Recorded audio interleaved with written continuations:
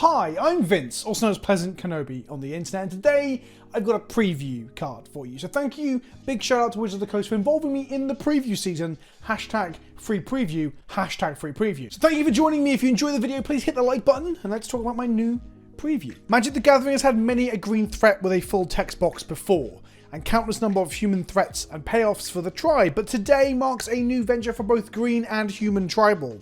Today marks a first for Magic the Gathering. Meet Hamlet Vanguard, a 3-mana human warrior that is dual-wielding shields. It's got two shields. 2 shields!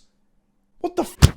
It's a 1/1 for 3 mana that comes into play and grows by 2 counters for each other non-token creature you control. So importantly, it does not count itself for its growth. Oh, and it has ward 2. That's 1 ward per shield. Let's talk theme and then let's talk gameplay and where this might see some play. Thematically, this rippling bulk of Daddy Muscle is a defender of the hamlets of Innistrad, keeping humans safe from the denizens of the night with his 2 big shields. Having ward is a cool mechanical way to show that he is being defensive, to show this defensive fighting style that involves 2 shields. I also like the fact that his strength or conviction, the devotion to defending the hamlets of Innistrad, is strengthened when there's a larger community involved. So it shows this cohesion within the whole that is different to, say, Thalia's lieutenant or champion of the parish. All the while keeping the through line of adding counters and growing like humans in Innistrad have had in the past. In the art, we see this absolute Chad out there in the woodland doing shield kata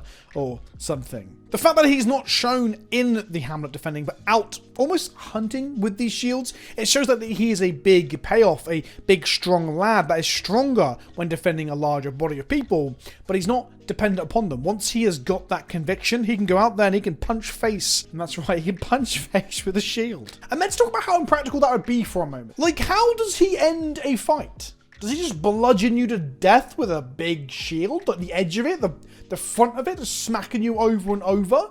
It'd be a very painful and not very ethical way to end an opposing combatant's life, I'd say. If I was in the battlefield and I was faced with a necro slug on one side that's going to slowly digest me, or like this mad lad with 2 shields, I think I'll take my chances with the necro slug. You have to be pretty wild to use 2 shields to have a fight with. Anyway, beyond that, where does this fit into Magic the Gathering as a whole, as a game and the meta games in the older formats? Well, it's evidently looking to be played in a human's deck. That much is very, very obvious. You don't want to play it early, however.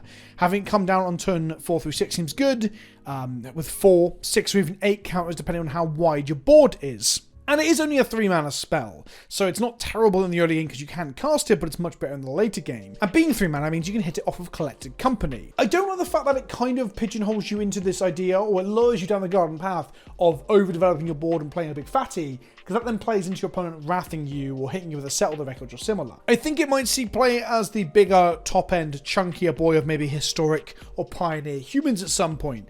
The big beta slot. The problem is that it probably isn't good enough for Modern, and whilst War does give it survivability versus singular spot removal, 1-for-1 removal, it doesn't do much into a Wrath. It still dies to the same Wrath that everything else does. And actually, it's not as good. It's made weaker if your opponent is trading 1-for-1 resources. If your opponent is killing a creature on turns 1 through 3, when you pay this on turn 4, it's not going to be very big. It is a payoff and a fatty for a big board state.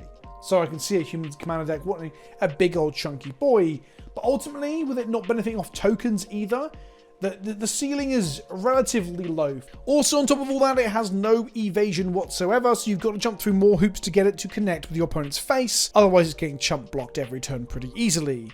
And humans, as an archetype, doesn't normally do that very well. It's not known for giving everything island walk or flying like other tribal decks might. In all fairness, humans isn't lacking in ways to make big chunky fatties, and making one bigger fatty that's taller than the rest, instead of going wide and making the rest of the army larger. I don't know if that's what humans wants to be doing in most formats. Either way, it's a cool card with a cool design, dual-wielding shields of all things. Thank you, Wizards, for involving me in preview season. If you like the card, let me know in the comment section below.